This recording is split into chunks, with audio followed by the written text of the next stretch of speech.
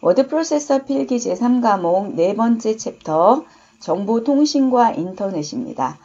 다양한 통신 기술이 발전되고 있습니다. 그래서 폭넓은 출제 경향을 보이고 있는 챕터이고요.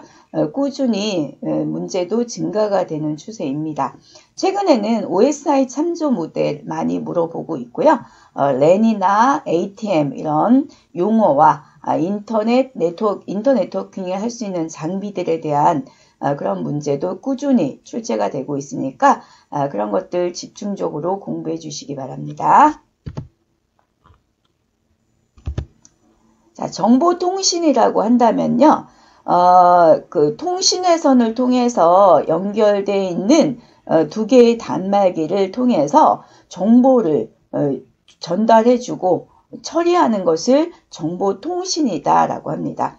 그래서 이 정보통신을 통해서요, 여러 개 대량의 정보를 전송할 수가 있고, 다른 컴퓨터의 자원을 공유할 수가 있습니다. 그래서 전송 속도를 빠르게 해서 비용 절감의 효과를 가져올 수가 있습니다. 그래서 원거리에 있는 그런 거리나 시간 이런 것들을 구애받지 않고 데이터를 전송할 수가 있고요. 에러 채택 방식 이런 것들을 고안을 해서 데이터의 신뢰성을 높여줄 수 있도록 하고 있습니다. 자, 여기서 여러분들이 공부해야 할 방향은요. 일단 정보통신 시스템은 크게 데이터 전송계와 처리계로 나눈다는 거죠. 그래서 여기 송신자의 정보를 원격지에 떨어져 있는 수신자한테 정보를 전송을 해주는 시스템입니다. 그래서 이 송신자 측에서 정보를 전송하는 거죠. 그래서 여기까지를 이제 송신자 측에 단말 장치가 있을 겁니다. 그 다음에 전송 회선이 있고요. 그리고 요 사이에 모뎀이라는 게 있습니다. 모뎀은 신호 변환 장치다라고 합니다. 통신회선이 있고요. 여기에 이제 CCU 정보를 오류를 있는지 이런 거 검사해 준 다음에 제어해 주는 장치가 되겠습니다. 여기까지를 정보를 전송한다. 그래서 전송계라고 합니다. 그 다음에 이제 이 수신자 측에서는 CCU를 통해서 들어오는 이 데이터를 가지고 새로운 정보를 또 만들어 나가거나 다른 주변 장치로 전송을 해줄 수가 있습니다. 그래서 여기부터는요. 처리계다라고 합니다. 그래서 여기서 전송계인지 처리계인지 일단 구별을 해줘야 되겠고요. 처리계에는 CPU, 중앙처리장치와 기타 주변 장치가 있고 이런 나머지 것들은 다 전송계에 있다. 이렇게 구별해서 공부를 해주시기 바라고요. 전송장치의 데이터 잔말장치, 회선, 통신 제어장치 CCU라고 하고요. 데이터의 송수신을 담당을 해주고 있습니다. 처리계에서는 들어오는 데이터를 가지고 CPU를 통해서 가공해주고 처리해주고 보관하는 역할을 해주고 기타 주변 장치로 이제 전송해주는 역할을 하고 있습니다.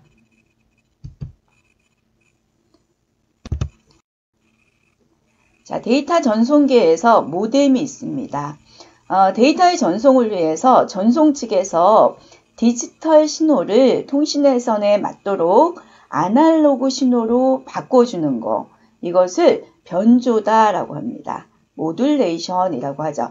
그 다음에 이렇게 아날로그 신호를 다시 디지털로 변환해주는 걸, 이런 것들을 복조다라고 합니다.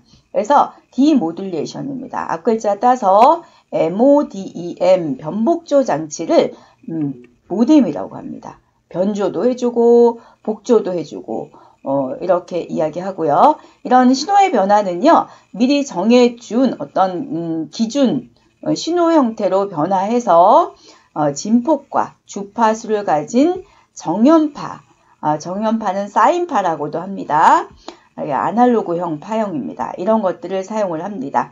자, 디지털 신호를 아날로그로 변조해주는 방식에 따라서 진폭 변조와 주파수 변조와 위상 변조가 있습니다. 진폭 변조를 ASK라고 하고요. 주파수를 FSK라고 하고 위상 변조를 PSK라고 합니다. 디지털 데이터는 1, 0, 1, 0, 0, 1 이런 식으로 디지털화한 데이터고요.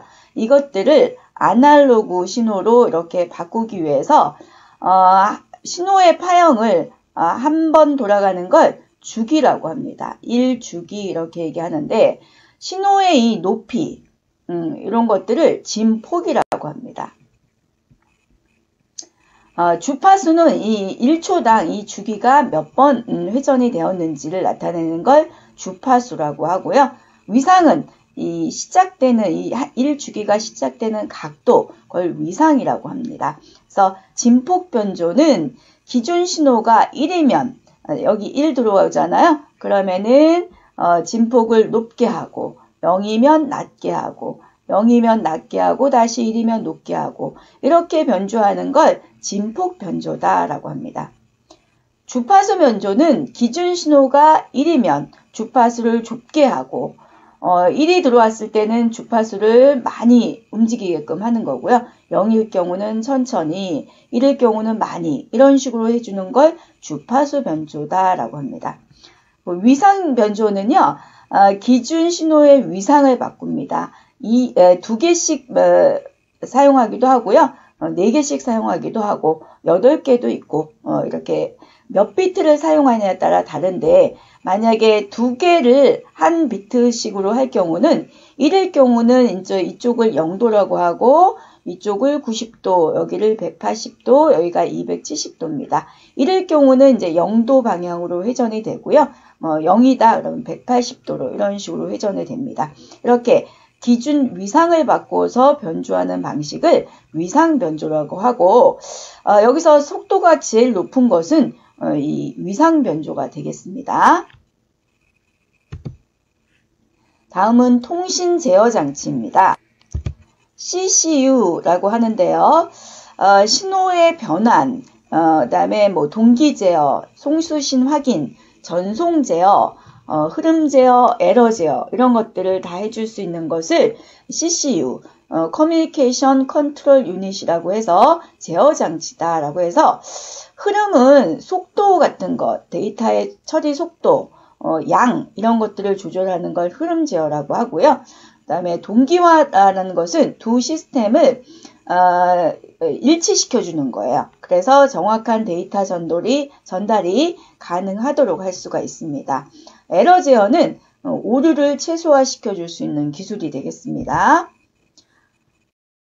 자, 다음은 전송 매체입니다. 자, 송신자가 수신자한테 정보를 전송하기 위해서는 통신회선으로 연결이 되어 있어야 됩니다. 이 통신회선에 사용하는 매체를 전송 매체다라고 하고요. 여기에는 이제 유선 매체도 있고요. 무선 매체도 있습니다. 그런데 여기 소개시켜준 이 트위스트 페어 케이블, 동축 케이블, 광 케이블은 유선 매체가 되겠습니다. 트위스트 페어 케이블은 구리선을 꼬아서 만든 그러한 통신 매체가 되고요. 속도가 느립니다. 신호가 점점 약해지는 감쇄 현상과 잡음이 많습니다. 그런데 싸고 가볍기 때문에 아직 널리 사용하고 있는 통신 매체가 되겠습니다. 동축 케이블은요. 이제 그 트위스트 페어 케이블보다는 좀 더 넓은 대역과 전송률을 가지고 있고 고주파 전송이 가능합니다. 장거리 전화나 우리 그 TV 방송, 케이블 TV의 뒤에 보면 굵은 케이블이 있습니다. 이럴 때 사용해주는 매체가 동축 케이블입니다. 그 다음에 이제 광 케이블, 이게 아주 현재 많이 쓰고 굉장히 빠르고 가볍습니다.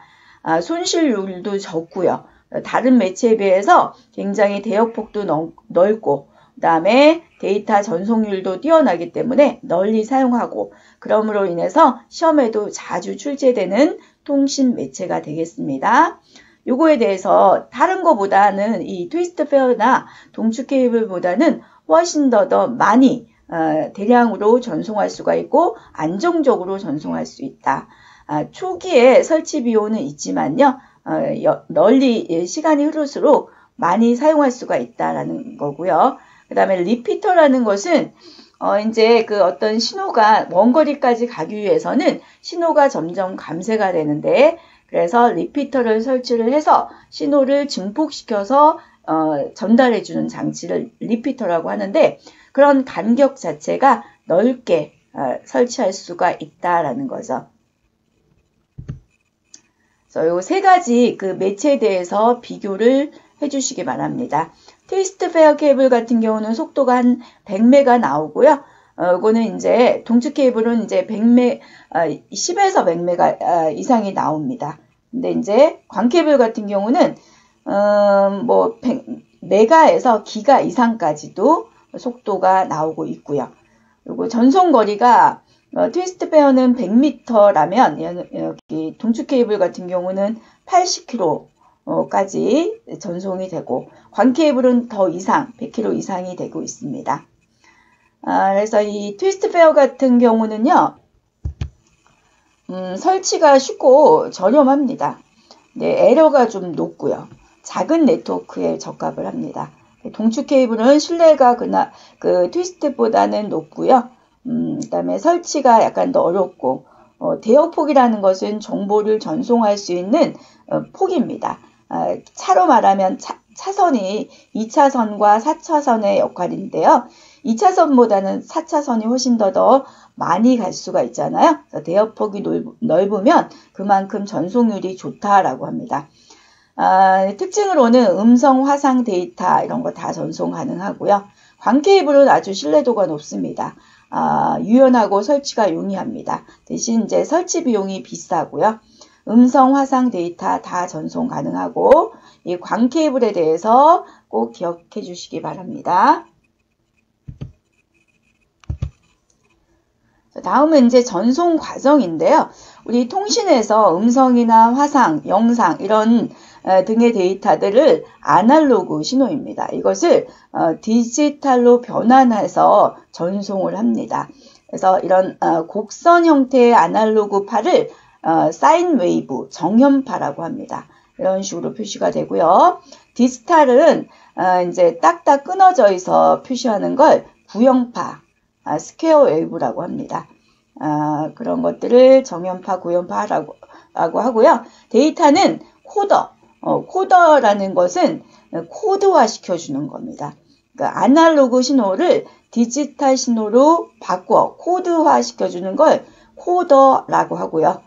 이렇게 코드화 되어 있던 것을 다시 아날로그 신호로 바꿔주는 걸 코드를 빠져나온다, 디코더라고 합니다.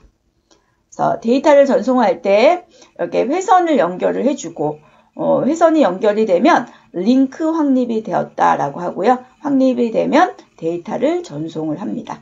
그래서 음성 데이터 같은 것들을 음성으로 보여주기 위해서 음성을 코드로 바꿔주고, 디지털 코드로 바꿔주고, 탈 디지털 해주는 것을 디코더라고 하죠. 그러면 다시 아날로그 형태가 됩니다. 그 다음에 전송되는 방식에 따라서 한쪽 방향으로 가는 걸 심플렉스, 라디오 방송이 되겠고요. 반이중은 양쪽으로 송수신이 가능하지만 한쪽이 할 때는 동시에 할 수는 없다라는 거죠. 무전기 생각하면 됩니다. 반이중을 하이퍼 디플렉스라고 하고요. 그 다음에 풀 디플렉스는 전이중이라고 합니다. 동시에 서로 송수신이 가능합니다. 전화 같은 것들은 풀 디플렉스 방식이라고 합니다. 우리 전송을 할 때 속도 단위가 있습니다. bps는요, 비트 퍼 세컨드입니다. 비트 퍼 세컨드, 초당 몇 비트를 전송할 수 있느냐, 이것을 bps라고 합니다. 자, 예를 들어서 2400bps다. 그럼 초당 2400개의 비트를 전송한다는 뜻이야. 비트는 0과 1로 구성이 되어 있기 때문에 이런 것들을 1초당 2400비트를 전송할 수 있다라는 뜻이 됩니다. 그 다음에 보는 초당 신호 또는 상태 변화 수입니다. 자, 1초 동안에 몇 번의 이렇게 신호 변환이 일어났느냐, 이것을 이제 보라는 단위로 사용을 하고 있습니다. 만약에 1초당 1비트의 신호 변환이 있었다라고 한다면 BPS나 보는 같습니다. 근데 하나의 신호를 2비트나 4비트, 8비트 이렇게 변화가 있었을 때는 같지 않습니다. 만약에 예를 들어서 10, 10, 01 이런 데이터가 들어왔을 때 1비트가 하나의 신호 변환이 있었다. 그러면 이렇게 4번 회전이 되는 겁니다. 그렇지만 2비트다라고 한다면 2번이면 이 데이터들을 다 처리할 수가 있습니다. 이럴 때는 2개의 비트가 하나의 신호를 나타내주고 있습니다. 이런 건 보호라고 합니다. 기타 1초에 전송할 수 있는 문자수 CPS, KBPS, MBPS가 있고요. T1보다는 E1이라는 것이 훨씬 더 큰 망을 나타내주는 속도가 되겠습니다. 자, 다음은 단말기를 연결하는 방식에 따른 분류입니다. 첫 번째 호스트 터미널 방식이 있고, 두 번째 클라이언트 서버 방식이 있고, 피어-투-피어 방식, 동배간 처리 방식이라고 합니다. 호스트 터미널 방식은요, 전체를 제어해주는 호스트 단말기가 있고요. 그 다음에 이 호스트에 연결되어서 사용되어지는 터미널. 그래서 이 터미널은 자체 어떤 CPU가 없습니다. 그래서 호스트의 제어를 받고 있습니다. 이렇게 연결되어진 방식을 호스트 터미널 방식이라고 합니다. 그 다음에 이제 서버 클라이언트 방식이 있습니다. 여기가 서버고요. 그 다음에 이거는 클라이언트입니다. 서버는 클라이언트 측의 요구에 따라서 요청을 해주면, 정보를 요청해주면 클라이언트한테 정보를 제공을 해주는 방식이 되겠습니다. 이 클라이언트는 독자적인 CPU를 가지고 있어서 데이터를 처리할 수 있는 능력이 있습니다. 그리고 이제 피어-투-피어 방식은요, 서버와 클라이언트의 구분이 없습니다. 동등한 관계가 됩니다. 그래서 자료를 요구를 해주고 서로 자료를 요구할 수가 있고요. 서로 제공할 수 있는 동등한 방식의 연결 방식을 피어-투-피어 방식, P2P 방식이라고 합니다. 소규모의 네트워크를 구축할 수 있습니다. 자, 다음은 통신 프로토콜입니다. 프로토콜은 두 단말기 간의 정보를 교환하기 위해서 미리 정해놓은 어떤 약속, 규칙, 규범 이런 것들을 프로토콜이라고 합니다. 자, 두 시스템 간의 정보를 전송하기 위해서는 같은 프로토콜을 사용해야지만 이제 원활하게 정보를 전송할 수가 있습니다. 그래서 이 프로토콜의 요소에는 신덱스, 구문, 의미, 순서가 있습니다. 그리고 데이터 프레임을 구성하는 구성에 따라서요, 문자 단위의 방식과 바이트 단위의 방식과 비트 방식이 있습니다. 그래서 이 프로토콜은 회선을 접속한다든지 회선을 절단하는 방식, 그다음에 통신 연결 방식, 오류 속도 조절, 오류 검출 방식, 데이터 형식 이런 것들을 다 포함해서 프로토콜, 약속에다가 정의를 해두고 있습니다. 그다음에 이제 오픈 시스템 인터커넥션 OSI 참조 모델이라고 해서 국제 표준화 기구가 ISO라고 합니다. 이 ISO에서 통신하기 위해서 만들어 놓은 우리 7가지 계층이 있습니다. 그것을 OSI 참조 모델이라고 합니다. 우리가 통신을 하기 위해서는 통신 프로토콜이 필요한데요. 각 계층마다의 프로토콜과 그 기능을 정의해 놓은 곳이 OSI 참조 모델입니다. 요즘 이거 OSI 참조 모델 자주 나오고 있고요. 1계층은 물리 계층, 피지컬 레이어, 그 다음에 데이터 링크 계층, 네트워크 전송, 세션, 표현, 응용입니다. 자, 이거 외울 때는요, 첫 글자를 따서 물, 대, 내, 그 다음에 전세, 표응 이렇게 외우세요. 물대내 전세 표응입니다. 첫 글자 따서 물리, 데이터 링크, 네트워크, 전송, 세션, 표현, 응용, 월세 아니고 전세입니다. 이렇게 1단계부터 7단계까지가 있고요. 단계를 물어보는 문제도 나오고 단계마다의 기능이 있습니다.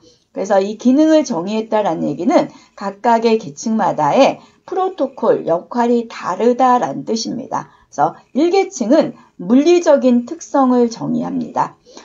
전기는 몇 볼트를 쓸 거고, 그 다음에 포트는 몇 포트를 쓸 거고, 어떤 이런 물리적인 특성, 그런 것들에 대해서 정의해 놓은 것을 물리계층이라고 하고요. 데이터 링크 계층은 이렇게 물리계층에서 이제 사용되진 매체를 이용해서 안정적으로 데이터를 전송을 해줍니다. 그래서 오류라든지 이제 데이터 링크라는 것은 접속이 되었다라는 뜻입니다. 그런 것들이 되었는지 이런 것들을 확립해주고 유지해주는 기능을 하고 있고요. 네트워크 계층은 이제 네트워크 접속에 필요한 데이터 교환을 하고 있고요. 전송은 신뢰성 있는 전송을 해줍니다. 그래서 에러 점검과 흐름 제어 이런 거 담당해주고 있고요. 그 다음에 세션은 다이얼로그, 대화 설정을 해준다라는 거죠. 표현 계층은 형식을 지정을 합니다. 압축 형식이라든지 암호화, 복호화하는 방법 이런 것들에 대한 정의를 해주고 있고요. 응용 계층은 이제 실제적으로 사용자가 응용 프로그램을 이용해서 전송하는 계층이 되겠습니다. 그래서 맨 밑에가 물리 계층이고요. 맨 위에 사용자가 있는 계층은 이 응용 계층이 되겠습니다. 자, 다음은 인터네트워킹입니다. 자, 이거는 인터넷하고 네트워크의 합성어입니다. 여러 개의 네트워크를 이제 하나로 연결을 해주는 방법입니다. 그러기 위해서는 여러 가지의 장치가 필요합니다. 허브라는 장치가 있는데요. 두 개의 서로 다른 네트워크를 연결을 해줍니다. 그런데 이제 가까이 있는 그런 컴퓨터끼를 연결해서 상호 이제 정보를 교환하기 위한 그런 장치를 허브라고 합니다. 더미 허브가 있고요. 이더넷 허브가 있습니다.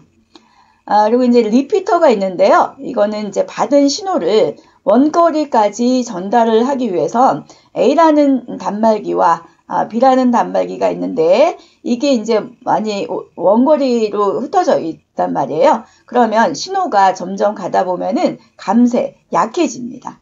그랬을 때 이것을 증폭을 시켜서 원거리까지 보내주기 위한 장비, 이것을 리피터다라고 합니다.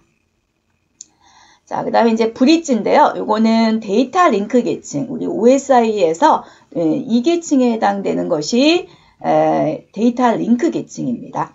이 데이터 링크 계층에서 두 개의 네트워크를 연결을 해주고요. 그 다음에 이제 패킷은 데이터입니다. 이 데이터를 적절하게 연결시켜서 오류를 필터링 해주는 그런 장비들을 브릿지라고 합니다. 그 다음에 이제 라우터가 있습니다. 요거는 이제 네트워크 계층에서 사용해주는 장비입니다. 그래서 브릿지나 라우터에 대한 정보를 알고 있으면서 어떤 네트워크 메시지를 보낼 때 최적의 경로를 설정해 주는 거예요. A라는 단말기가 B라는 단말기로 정보를 전송하기 위해선 여러 개의 그런 네트워크를 통해서 전송이 됩니다. 그렇다면 그 최적의 경로, 이것들을 설정한 다음에 연결시켜서 메시지를 보냅니다. 그래서 최적의 경로를 찾아내주는 장비를 라우터다라고 하고요. 네트워크 계층, 이거는 이제 3계층에 해당이 됩니다. 자, 다음은 이제 게이트웨이인데요. 자, 이것은 전 계층에서 다 사용을 하고 있습니다. 두 개의 서로 다른 네트워크를 접속하는 장비인데요. 여기 보면은 1계층 물리계층부터 7계층 응용계층까지가 있는데 이 게이트웨이는 전 계층을 다 아우르는 이제 장비가 되겠습니다. 여기 라우터는 네트워크 계층, 브릿지는 2계층, 물리계층에는 리피터도 있고 허브도 있습니다.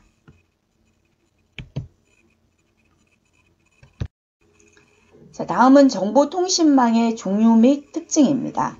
랜이라고 한다면 근거리 통신망이에요. 같은 회사나 학교, 연구소, 어떤 특정 지역 내에서 여러 개의 그런 컴퓨터를 연결을 해서 정보를 전송할 수 있는 그런 통신망입니다. 가까운 거리의 통신망이에요. 실시간 처리 가능하고요. 고속통신이 가능합니다. 그래서 오류율이 낮아서 신뢰성 있는 정보를 전송할 수가 있습니다. 그 연결하는 방식에 따라서 스타형, 중앙집중형이라고 합니다. 중앙에 있는 단말기와 원거리의 단말기가 1대1로 연결이 되어 있고요. 버스형 같은 경우는 중앙에 이렇게 고속의 회선이 있고요. 양쪽에 이렇게 단말기가 연결되어 있습니다.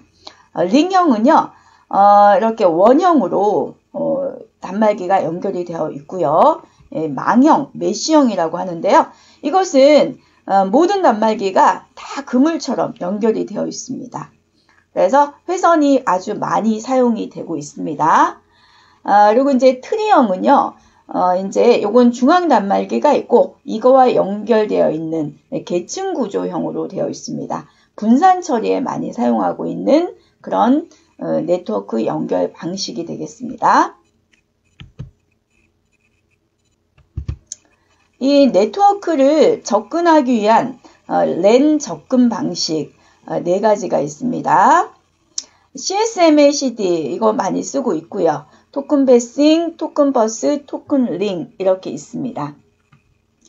우리가 이제 만약에 이렇게 그 근거리 통신망을 버스형으로 이렇게 연결이 되어 있다라고 한다면 여기에 이제 중앙에 고속회선이 있고요. 양쪽에 이런 식으로 단말기를 연결을 해서 사용하는 거 이런 걸 지금 버스형이라고 합니다. 그러면 정보를 A라는 단말기에서 만약에 A, B, C, D라고 이렇게 이름을 붙여준다면 A라는 단말기에서 E라는 단말기한테 정보를 보내려고 한다면 이 A에서 이렇게 연결시켜서 정보를 보내면 되겠죠. 그런데 이 정보를 전송할 때 여기 지금 전송회선을 사용 중이 아닐 때만 보내야 됩니다. 그래서 CSMA CD 같은 경우는 전송 매체를 감시를 하다가 신호가 있으면 기다리고요. 즉 사용 중이면 기다리고 신호가 없으면 그때 전송하는 방식입니다. 이것을 CSMA CD라고 합니다. 근데 이제 토큰이라는 방식을 쓸 경우는 작은 그 데이터 이것을 토큰이라고 합니다. 그래서 이 토큰을 받은 단말기가 정보를 전송할 수 있도록 하는 방식을 토큰 방식이라고 합니다. 토큰 패싱이라는 게 토큰이라는 작은 데이터 패킷을 이용해서 이것이 이제 순회를 하는 겁니다. 그래서 이 토큰을 받은 단말기가 송신권을 얻는 방식이 됩니다. 그래서 토큰 버스와 링이 있는데요. 물리적으로 토큰 버스는 이렇게 버스형으로 되어 있는 거고요.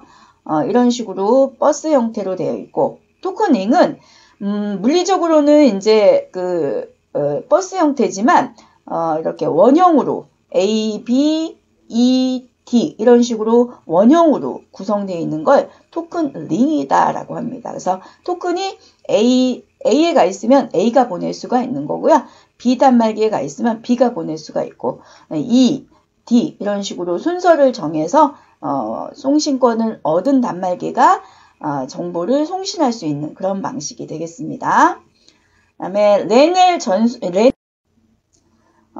다음은 이제 랜의 전송 방식에 따라서 베이스밴드 방식과 브로드밴드 방식, 캐리어 밴드 방식이 있습니다.